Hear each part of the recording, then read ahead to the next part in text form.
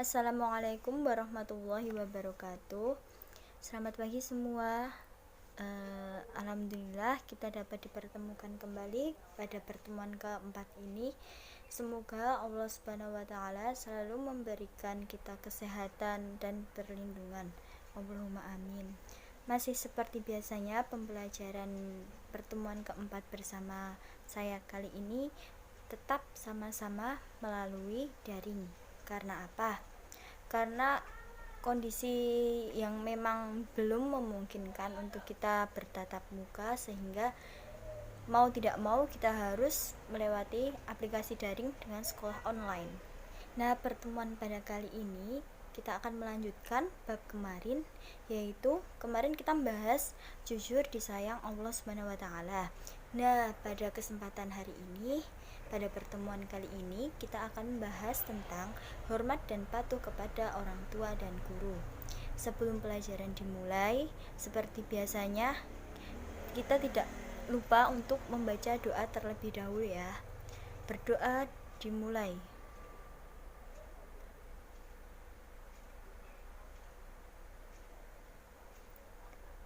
Cukup. Sebelum lanjut ke pembahasan materi, mari anak-anak semuanya membuka LKS terlebih dahulu. LKS halaman 30 ya. Saya tunggu. Kalau sudah dibuka, langsung saja yuk kita masuk ke dalam materi hormat dan patuh kepada orang tua dan guru. Nah, di sini pengertian hormat dan patuh kepada orang tua dan guru adalah hormat secara bahasa memiliki arti sikap menghargai, khidmat atau sopan. Nah, secara istilah hormat ini memiliki arti menghargai dalam diri sendiri yang ditunjukkan kepada orang lain. Jadi kita menanamkan sikap menghargai ini pada diri sendiri dan kemudian ditunjukkan sikap tersebut kepada orang lain. Sedangkan patuh di sini memiliki arti, yaitu secara bahasa memiliki arti disiplin. Nah, sikap mematuhi ini merupakan sikap taat, yang contohnya seperti kita taat kepada anjuran aturan agama ya. Contohnya kita taat melaksanakan sholat 5 waktu, karena apa? Itu merupakan kewajiban kita sebagai umat muslim. Nah, kemudian yang pertama, hormat dan patuh kepada orang tua. Di sini akan menerangkan seperti apa sih hormat dan patuhnya kita terhadap orang tua itu, dan contoh-contoh sikap patuh dan menghormati orang tua. Selain itu, hikmah yang dapat kita ambil dari patuh dan menghormati orang tua. Nah, di sini sikap hormat dan patuh terhadap orang tua itu hukumnya wajib, harus dilaksanakan, harus diterapkan dalam kehidupan sehari-hari. Karena apa? Orang tua itu memiliki peran yang sangat berjasa sekali dalam kehidupan kita. Orang tua, ibu dan ayah memiliki peran masing-masing dalam kehidupan kita, yang tentunya kita tidak dapat membalas jasa-jasa mereka. Contohnya saja, seorang ibu telah mengandung kita selama 9 bulan 10 hari lamanya. Nah, perjuangan ibu tak cukup sampai di situ saja. Karena apa? Setelah mengandung kita selama 9 bulan 10 hari, ibu harus melahirkan kita dengan susah payah, dengan bisa dibilang toh nyawa ataupun bertaruh nyawa. Nah, setelah kita dilahirkan ke dunia ini, seorang ibu harus menyusui kita sampai kita saatnya disapi. Biasanya kita disapi itu waktu kita sudah berusia 2 tahun. Nah, sama aja ibu kita menyusui kita selama 2 tahun. Itu pun pagi, siang, malam pun jarang banget tidur, tidak pernah tidur. Karena apa? Selalu menjaga kita, menyusui kita. Terus setelah kita sudah disapih, kita sudah beranjak dewasa, seorang ibu, seorang ayah selalu mendidik kita untuk menjadikan kita orang yang sukses, orang yang berakhlak mulia, dan lain sebagainya. Nah, peran seorang ayah sendiri ini juga tidak kalah hebatnya dengan seorang ibu, walaupun memang Seorang ibu tidak bisa ditandingi ya. Karena apa? Rasulullah SAW pernah bersabda bahwa hormatilah ibumu, ibumu, ibumu, baru ayahmu. Seorang ibu sampai disebutnya 3 kali karena apa? Karena memang seorang ibu itu perjuangannya sangat luar biasa. Nah, tapi seorang ayah juga berperan penting dalam kehidupan kita. Contohnya, seorang ayah selalu bekerja keras, siang, pagi, malam, hari, gak kenal lelah, gak kenal capek, selalu mengais rezeki untuk apa? Untuk memenuhi kehidupan kita sehari-hari. Contohnya untuk kita makan, untuk kita membeli sesuatu. Kalau kalian ingin membeli mainan atau membeli buku sekolah atau apa, itu pasti berhubungannya dengan ayah. Karena apa? Ayah yang mencari nafkah untuk kehidupan kita sehari-hari. Saking banyaknya jasa orang tua yang dilakukan terhadap kita, kita tidak bisa membalas jasa beliau. Karena apa? Terlalu banyaknya jasa yang mereka lakukan terhadap kita. Nah, yang hanya dapat kita lakukan adalah kita hanya bisa menghormati dan patuh terhadap kedua orang tua kita. Jangan sekali-kali kita menyakiti hati orang tua kita. Di sini dalam Quran surat Al-Luqman ayat 14 yang menerangkan diwajibkannya kita untuk patuh dan hormat kepada orang tua. Di dalam surat ini memiliki arti, dan kami perintahkan kepada manusia berbuat baik kepada orang tua, ibu bapaknya. Ibunya telah mengandungnya dalam keadaan lemah dan bertambah-tambah dan menyapihnya 2 tahun. Bersyukurlah kepadaku, kepada kedua orang tua ibumu bapakmu, hanya kepada kaulah kembalimu. Nah, di sini udah diterangkan oleh ibu tadi bahwa kita memang harus diwajibkan hormat dan patuh kepada orang tua kita. Karena apa? Karena memang sangat besar sekali jasa beliau, orang tua kita, ayah ibu kita. Seperti ibu tadi yang udah saya jelaskan, seorang ibu mengandung kita, menyusui kita, melahirkan kita. Nah, seorang ayah harus mencari rezeki pagi, siang, malam untuk kebutuhan sehari-hari. Di sini contoh sikap hormat dan patuh kepada orang tua. Yang pertama, menaati perintah orang tua. Contohnya saja seperti kalau orang tua kita menyuruh kita untuk membelikan sesuatu. Contoh ibu baru masak, ternyata garamnya habis. Terus menyuruh kita untuk membelikan garam. Dek, kak, atau apa gitu, tolong beliin garam, soalnya garamnya habis, ibu mau masak. Nah, kita harus menaati perintah orang tua. Kita harus langsung membelikan garam tersebut. Kita tidak boleh menolak ataupun membantah perintah orang tua. Yang kedua, berbicara dengan sopan dan baik. Ini harus sangat sekali ya diterapkan dalam kehidupan sehari-hari kita.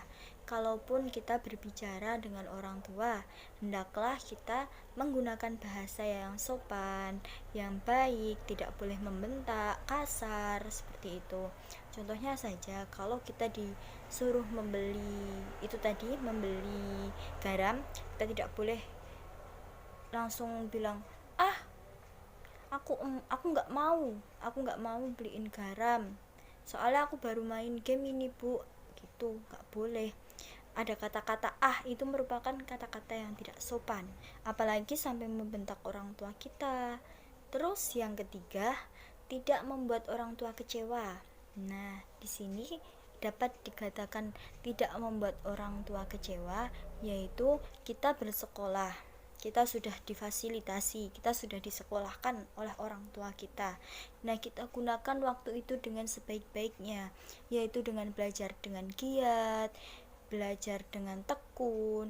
Nah, kalau kita belajar giat dan belajar dengan tekun, pastilah membuat orang tua kita bangga. Karena apa? Nilai kita menjadi baik, kita mendapatkan kesuksesan untuk ke depan.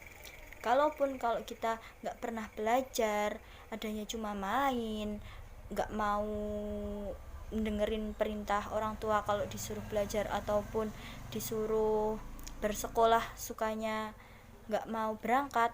Nah, itu tidak boleh. Karena apa? Karena itu akan membuat orang tua kita menjadi kecewa.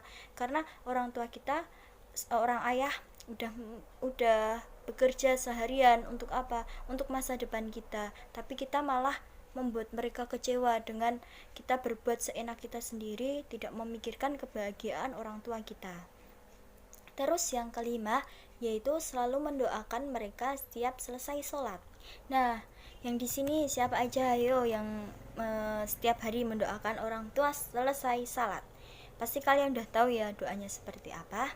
Doanya pasti kalian sudah tahu, yaitu a'udzubillahi minasyaitonirrajim, bismillahirrahmanirrahim, rabbighfirli wa liwalidayya warhamhuma kama rabbayani shaghira.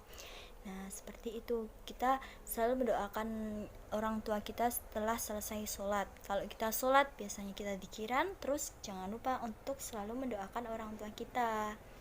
Begitulah contoh-contoh dari patuh dan hormat kepada orang tua. Nah, di sini manfaat dari hormat dan patuh kepada orang tua sendiri ini terdiri dari beberapa, tapi di sini Ibu mencontohkan 4 saja ya. Yang pertama, terhindar dari murka Allah. Nah, terhindar dari murka Allah ini pastinya kita akan lebih disayang Allah, lebih dekat dengan Allah. Terus yang kedua, hidup menjadi lebih berkah. Yang ketiga, mendapat pahala dan masuk surga. Ini adalah poin penting yang membuat kita lebih semangat untuk berbuat baik dan hormat dan patuh kepada orang tua ya. Kita kalau mau berbuat sesuatu terhadap orang tua kita, contohnya kalau kita disuruh, terus kita dalam hati, aduh aku kok capek ya, aku kok gini ya, kita ingat bahwa itu merupakan tiket pahala kita untuk masuk ke surga. Ya, di sini siapa yang mau dapetin tiket pahala masuk ke surga?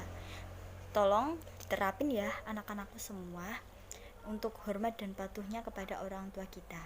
Nah, terus yang keempat, hidup lebih bahagia.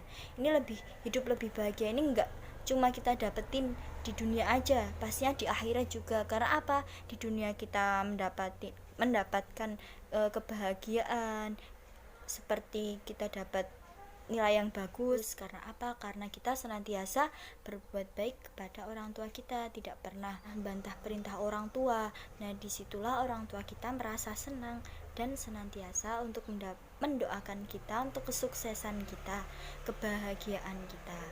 Nah, terus lanjut aja ke materi selanjutnya ini, yaitu hormat dan patuh kepada guru. Nah, kenapa kita diwajibkan untuk patuh dan hormat kepada bapak ibu guru kita? Ada yang tahu? Diwajibkannya kita hormat dan patuh kepada bapak ibu guru kita dikarenakan bapak ibu guru merupakan orang tua pengganti kita. Bukannya orang tua kalian diganti, bukannya seperti itu. Nah, lebih jelasnya lagi, bapak ibu guru itu merupakan orang tua kedua kita kalau di sekolah. Jadi kalau kita di rumah, bapak ibulah orang tua kita. Terus kalau di sekolah, bapak ibu gurulah orang tua kita. Orang tua yang mendidik kita, mengajarkan kita ilmu-ilmu, akhlak mulia dan lain sebagainya. Oleh karena itu, di dalam agama mengajarkan kita untuk sopan santun terhadap guru. Karena apa? Guru telah memberikan ilmu kita. Banyaknya ilmu udah kita dapat sejak kita di bangku TK, SD, sekarang pastinya kita sudah memiliki banyak ilmu. Karena apa? Karena kita selalu dibimbing bapak ibu guru kita untuk bisa belajar dengan baik. Adapun contoh dari sikap patuh dan taat kepada guru, yang pertama, mengucapkan salam ketika bertemu.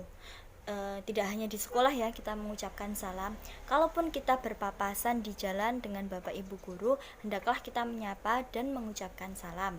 Terus yang kedua, bila guru masuk kelas, hendaklah kita duduk dengan tenang dan jadilah pendengar yang baik.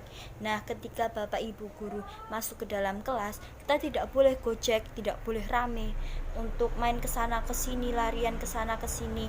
Hendaklah kalau kita sudah mendengar bel berbunyi, teng teng. Nah, seperti itu kita harus langsung segera duduk dengan manis menunggu Bapak Ibu guru masuk ke dalam kelas.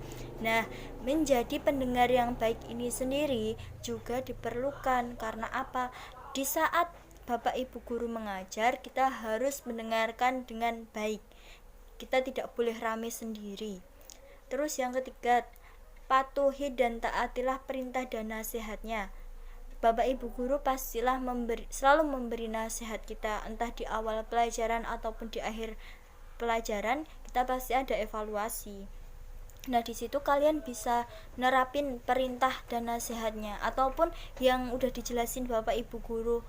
Seperti di dalam materi-materi itu pastinya adalah suatu petuah atau nasihat yang harus kalian patuhi.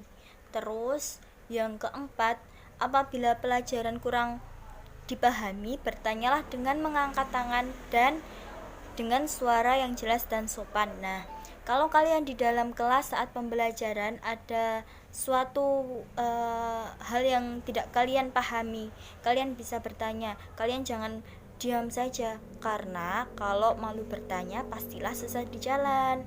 Nah, oleh sebab itu kalian kalau nggak paham langsung aja bertanya dengan mengangkat tangan kalian, kemudian bertanyalah dengan sopan. Selain anjuran dari kita patuh dan hormat kepada orang tua dan guru, hendaklah kita juga patuh dan hormat kepada keluarga kita, seperti kakak, nenek, kakek, tante, om, dan lain sebagainya. Contohnya dengan kita patuh kepada keluarga ya, contohnya kita terapkan pada patuh terhadap kakak kita. Nah, kalau kakak kita mendapatkan kesusahan, hendaklah kita saling menolong. Dan ketika ada kakek, nenek, om, tante memberikan kita nasihat, kita hendaknya mendengarkan dan menjalankan apa nasihat yang telah disampaikan. Sekian materi yang dapat Ibu sampaikan untuk pertemuan kali ini. Nah, setelah video ini jangan lupa ya, kerjakan soal di akhir video. Terima kasih atas perhatian kalian. Sebelum Ibu tutup, mari kita membaca hamdalah bersama-sama. Alhamdulillahirabbil alamin. Sekian dari Ibu, kurang lebihnya Ibu mohon maaf. Wabillahi taufik wal hidayah. Wassalamualaikum warahmatullahi wabarakatuh. Sampai berjumpa minggu depan.